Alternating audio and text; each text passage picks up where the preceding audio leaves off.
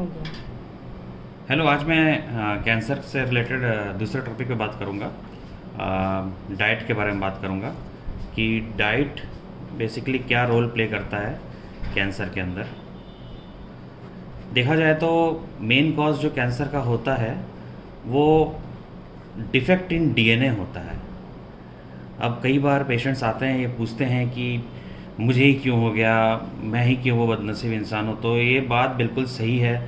Bad luck is the most common cause of cancer. बिना किसी आदत के, बिना किसी गलत लत के इंसान अगर एक डिफेक्टिव डीएनए लेके, हेरिडिटरी कह सकते हैं, या फिर किसी कारणवश उनके डीएनए में अगर डैमेज हो गया हो, किसी भी वजह से डीएनए डैमेज हो गया हो जिससे कि सेल्स एबनॉर्मल तरीके से ग्रो करना शुरू कर देते हैं, इससे कैंसर हो जाता है। अब बात करते हैं ये तो वो कारण हो गया जिसको हम प्रिवेंट नहीं कर सकते हैं। This is non preventable, this is pure bad luck. मैं बात करता हूँ उन चीज़ों की जो हम प्रिवेंट कर सकते हैं, जो किसी हद तक हम रोक सकते हैं, बचा सकते हैं।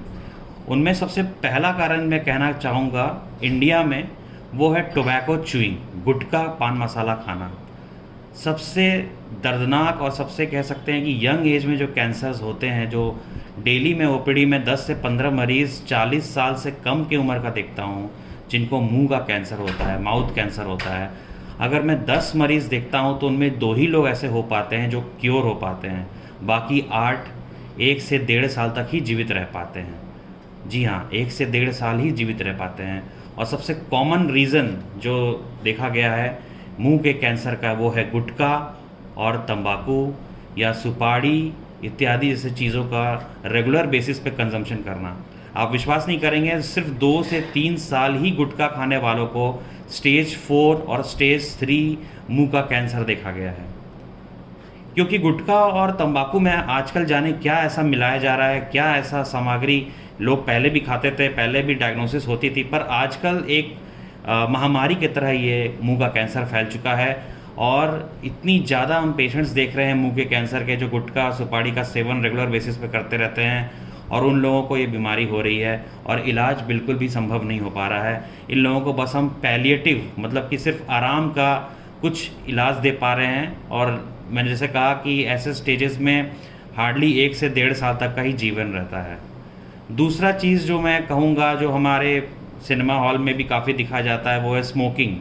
जी हाँ, सबको पता है स्मोकिंग से कैंसर होता है, लेकिन आपको ये ताजुब होगा सिर्फ 20% लोगों को ही स्मोकिंग, अगर 100 लोग स्मोकिंग करते हैं तो 20 लोगों को लंग का कैंसर होने का चांस है। 20% सुनने में बहुत ही छोटा नंबर लगता है, पर मैं आपको एक बात हमेशा बताना चाहूँगा, किसी को नहीं पता है कि वो 20% में आएगा कि 80% में आएगा। अगर आप नंबर्स देखें कितने लंग कैंसर डायग्नोज हो रहे हैं तो काफ़ी ज़्यादा हैं।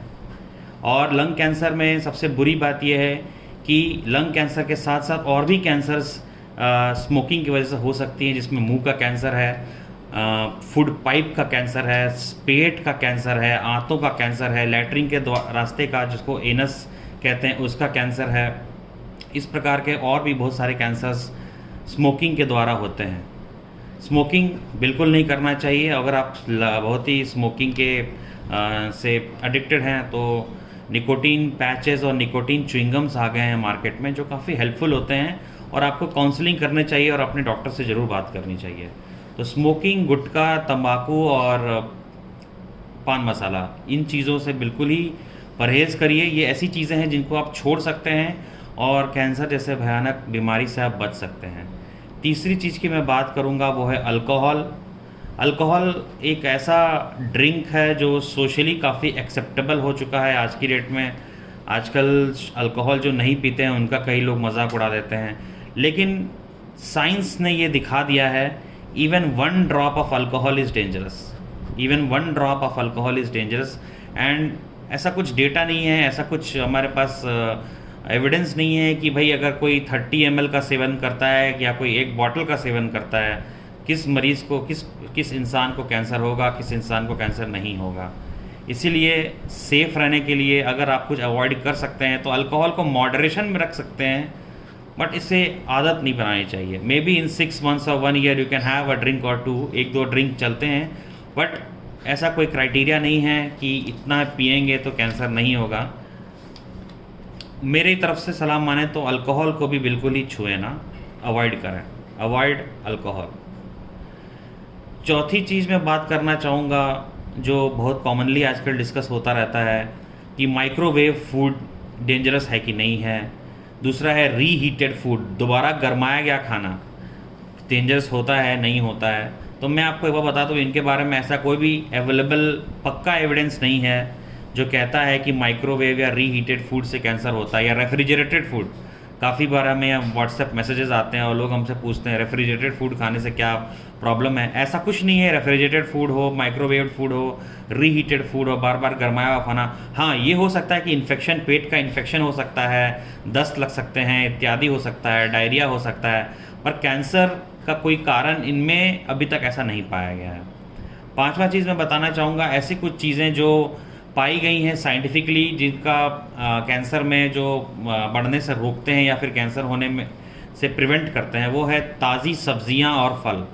ताज़ी सब्जियां और फ्रूट्स एंड वेजिटेबल्स जो होते हैं अनकुक्ड जितनी हो उतना अच्छा है। इनमें काफ़ी एंटीऑक्सीडेंट्स होते हैं, काफ़ी माइक्रो न्यूट्रिएंट्स होते हैं, एंटीऑक्सीडेंट्स माइक्रो न्यूट्रिएंट्स जो कि हमारे बॉडी के सेल को इम्यूनिटी प्रदान करती है, फ्री रेडिकल्स को डिस्ट्रॉय करती है, जो कि एक बहुत बड़ा कारण पाया जाता है फ्री रेडिकल्स कैंसर कराने में, जो कि डीएनए को डैमेज करते हैं। ये फ्री रेडिकल्स उनको डिस्ट्रॉय करने में ये फ्रूट्स एंड वेजिटेबल्स के एंटीऑक्सीडेंट प्रॉपर्टीज़ जो हैं वो काफ़ी हेल्प करते हैं और डीएनए डैमेज से बचाते हैं। छठा चीज़ है जो बहुत इंपॉर्टेंट है वो है विटामिन डी। विटामिन डी जो है सबसे अवेलेबल हमारे पास इन्वायरमेंट में फ्रीली अवेलेबल है। आप रोज़ सुबह 7 से 7:30 धूप में खड़े हो जाएं, ध्यान रखिएगा सुबह 7 से 7:30 आपको फ्री में विटामिन डी मिल जाएगा और कहीं जाने की ज़रूरत नहीं। विटामिन डी अगर बॉडी में एडिक्वेट मात्रा में होती है, जो कि आजकल बहुत कम लोगों में पाया जाता है, अगर आपको विश्वास ना हो तो आप अपना विटामिन डी का लेवल ज़रूर चेक कराइए।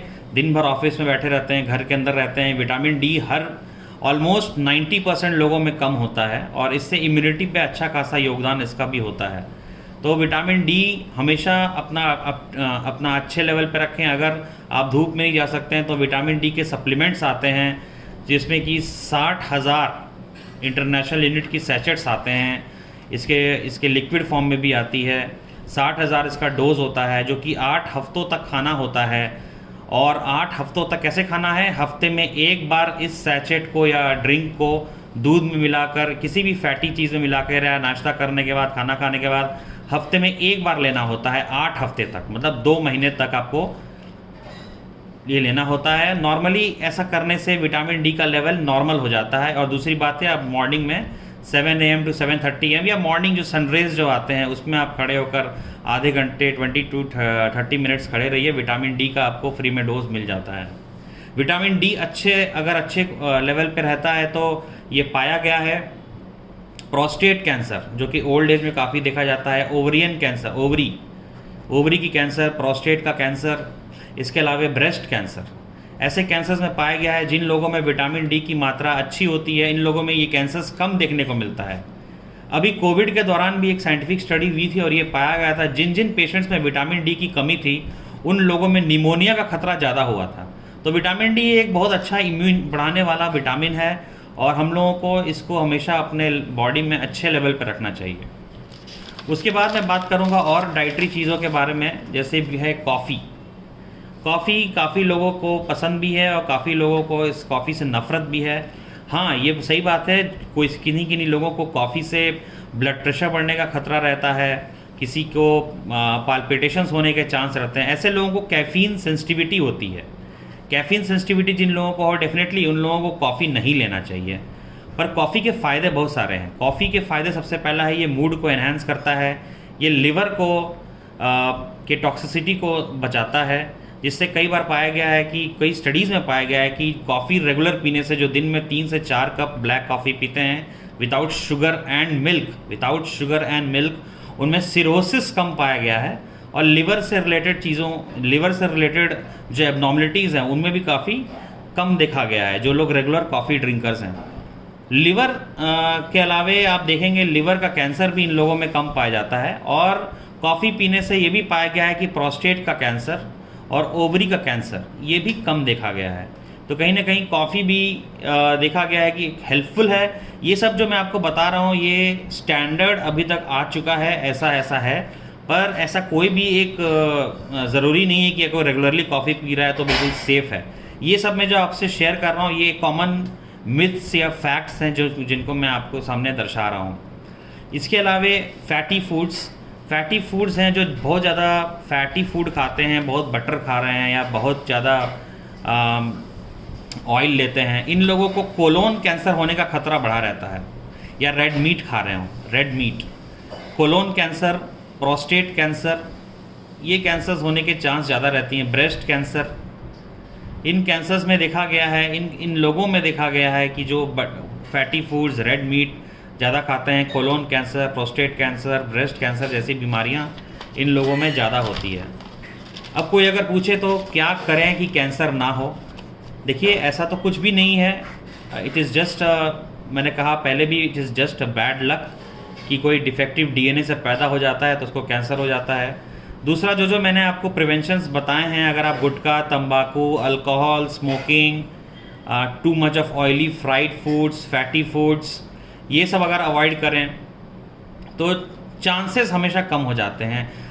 0% तो किसी भी चीज़ का नहीं हो सकता, बट चांसेस आर डिक्रीज्ड। तीसरी बात मैं बोलना चाहूँगा कि जो आजकल के पैकेज्ड फूड्स आते हैं इन लोगों को ज़रूर अवॉइड करिए। हमेशा घर का ताज़ा बना हुआ खाना खाइए, या अपने जो घर का ही खाना है और जो हाइजीनिक कंडीशन में आपने रखा हो उसको खाइए। पैकेज्ड फूड्स में जो प्रिजर्वेटिव्स होते हैं या उनमें सॉल्ट होता है, जो जिसके द्वारा सॉल्ट की मात्रा इतनी बढ़ाकर वो लोग पैकेज्ड फूड्स में रखते हैं ताकि वो एक्सट्रीम कंडीशंस को में डिस्ट्रॉय ना हो, उनसे भी काफ़ी पाया गया है कि ऐसे खाने से भी कैंसर का रिस्क बढ़ता है। बेसिकली हेल्दी लाइफस्टाइल ही रहना ज़रूरी है। रेगुलरली योगा पे ध्यान दें, मेडिटेशन कर सकते हैं, माइंडफुलनेस कर सकते हैं, ब्रिस्क वॉक एंड जॉगिंग, ये सब चीज़ कर सकते हैं।